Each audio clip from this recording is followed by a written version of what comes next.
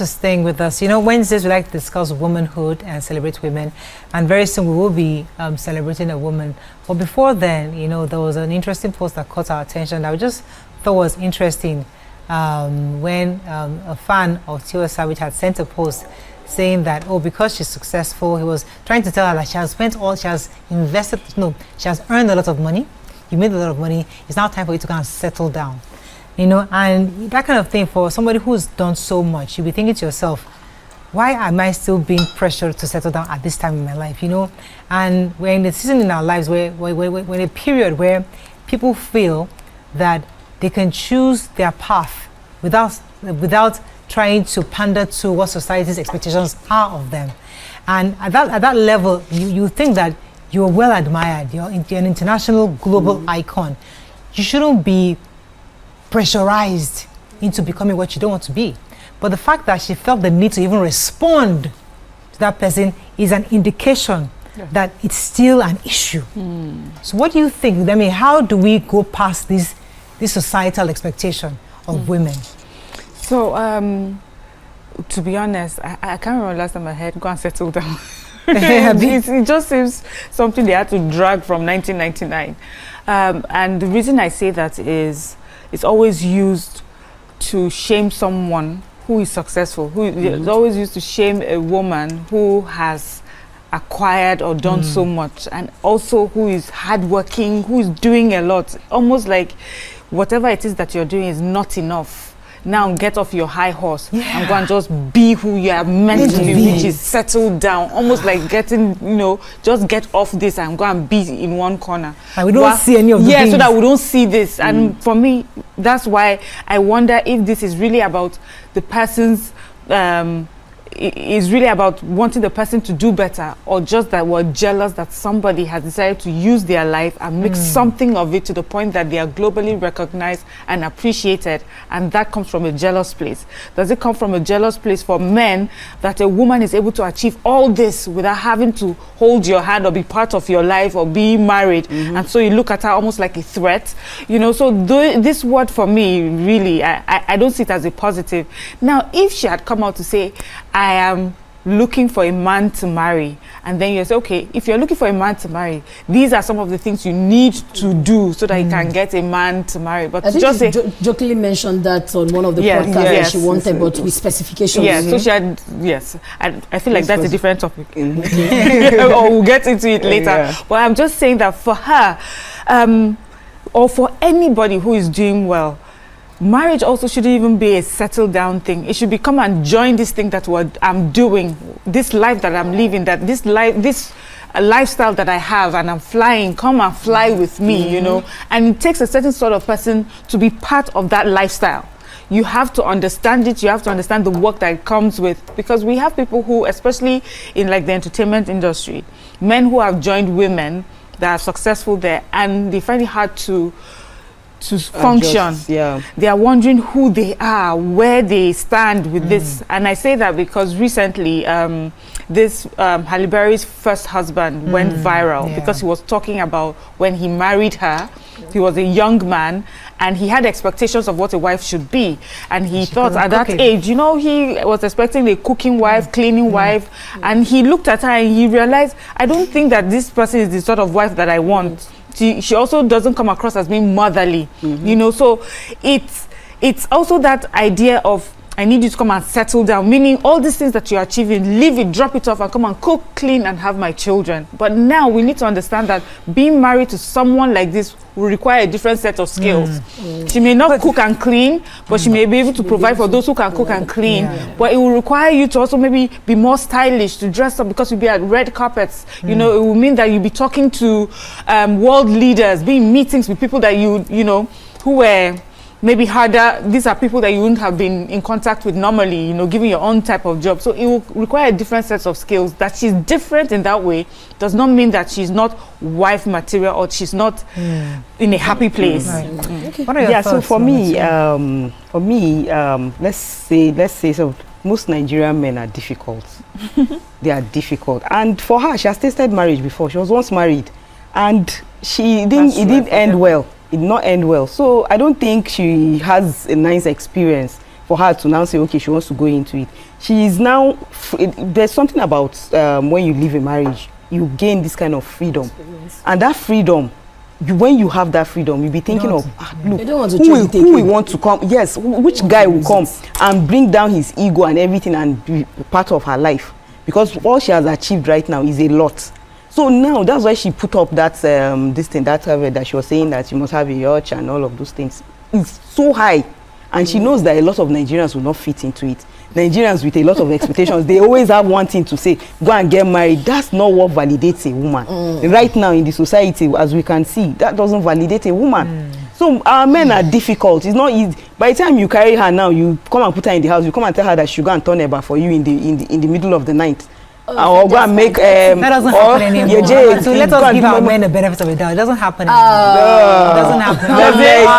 Modern men don't do that. Modern men, maybe I don't know any man our own generation would ask any woman. She gets somebody who's going to start complaining about what she wears. He's going to start complaining, where are you going to? She didn't take permission from me before going out, before going to do all of those things. It's going to, she's making her money. She doesn't need. She does not need, because she has tasted marriage before. If I leave my marriage, I think that's an interesting perspective, because you see, the reason why I wanted us to have this conversation, because we have to come to a point in our society where we see a woman's success outside marriage, settling down or marriage. Like, there's so much. I wouldn't even think anybody should be asking any woman, why are you not settled? I don't understand. I think that's an outdated question to ask a modern woman, I would think. But let me come to you. What do you think? Okay, I would come from a very realistic and truthful aspect. Just yesterday. Yes, just yesterday, when I said I was caught in the conversation of a woman having 7 children and all of that. And truthfully, I'm not going to mention her name. She's my friend. She's my very close friend. Yeah. She's 42. She's not married and she has no child. So yesterday, we actually went to visit one of my uncles, who is also a prophet. And in the process of prayer, he mentioned to her that she was chasing the wrong things. That when she was coming to earth by divination, spiritually, that's why I said I would differ a bit. Spiritually, that this happened yesterday night, barely 12 hours. That spiritually, she did not choose to have a man. Before she was born. Before, that's your... No, that's what I want to just understand. That's why I'm saying, hold on now. When you talk about the physical, we talk about the spiritual. You're talking about the physical. I'm also saying what I heard as per yesterday night. Now, regarding my friend, who I even still introduced to somebody online, like, you said you want me, I don't have a relationship to offer you, I get, you understand? But I have a friend who needs a husband because the man said he wanted a wife. Now, where I'm going to is that my uncle rightly told her that you chose money, you have wealth. But you see that husband, you are chasing it, that spiritually he was looking at it like, the seat is moving. You know when Yoruba say a guy bujoku, maybe you understand. And in my head, I was looking at her like, really, she has really stressed to get a husband. She's gotten to a point of engagement, it got cancelled multiple times that I have seen. 2 years ago, we were planning wedding. And we were even planning very low-key, just for 15 people. And my dear, the husband disappeared. Till tomorrow, the guy has not called. So sometimes you tend to intertwine these things into each other, that, okay, what's happening spiritually and what's happening physically? Yes, physically, you might be able to keep a man, you might have all the tenets, you might want to do everything.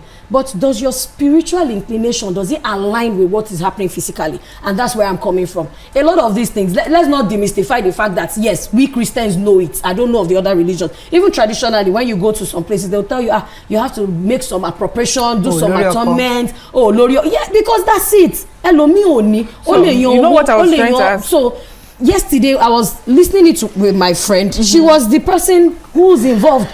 So and the man just said, you know what? Chase after other things. Chase after you being that woman of glory. Chase after your wealth. So leave the husband. You might chase after this one, then the husband comes back. But for now, you're chasing the wrong thing because it's not even in I don't even know how to answer. I'm no, that's thinking, wait, I hear you. From home I hear you. Maybe the punk part of it, you've not heard it before. Nobody's debunking. I'm not saying you are wrong. You're absolutely We're just also asking to understand. Because maybe wait. I remember our objective is for our viewers to understand. We're also trying to educate and share perspective of different. So your perspective is very valid, no doubt about that. We're also bringing in other perspective. Yeah, and we can question it, right? Yeah, and some people can say, I don't believe in this. Some people can say, I believe in it. Because I know people that, I watch a lot of Nollywood movies, and I know that a lot of these conversations happens in Nollywood, and I hear you. So I agree with you. No, I'm not doubting that it happens, that they look at a woman, it happens. What I am saying is, in today's time, you have head for husband, you don't have head for husband. Can society see a woman today and just respect her decision not to get married? Or can she still be valid? Can a woman say, I have a real call?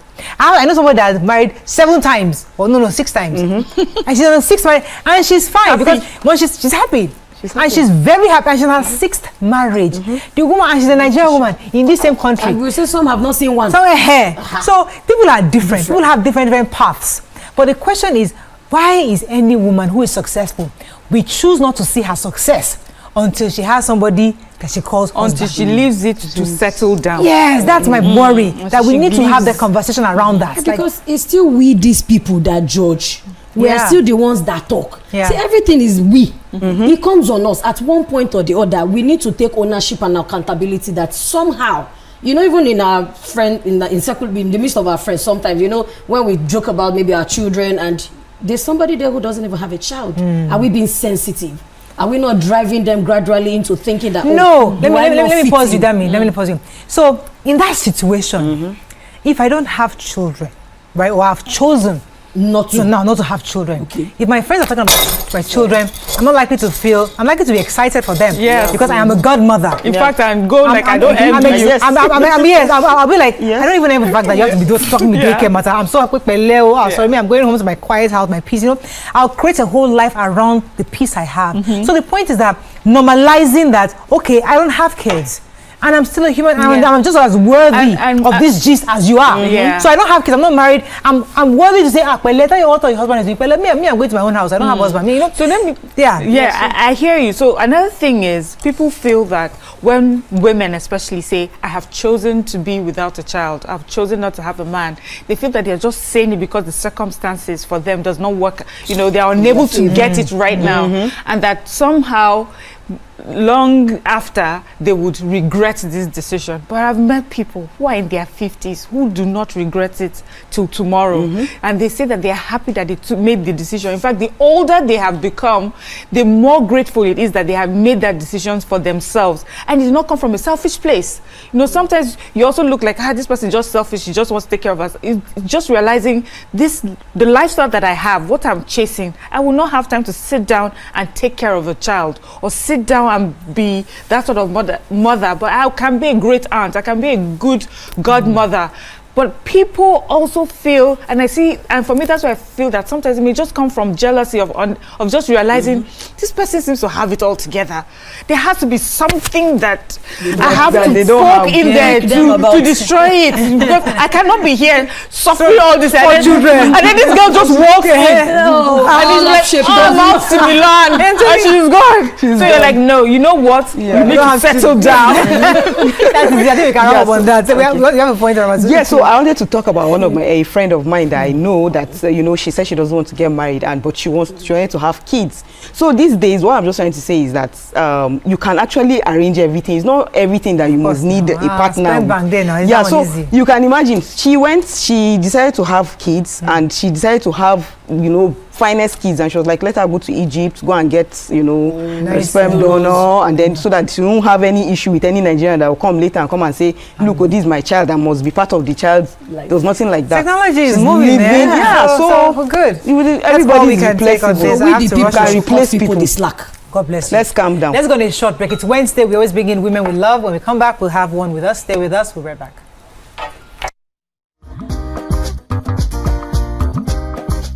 Stay tuned. Your View will be right back.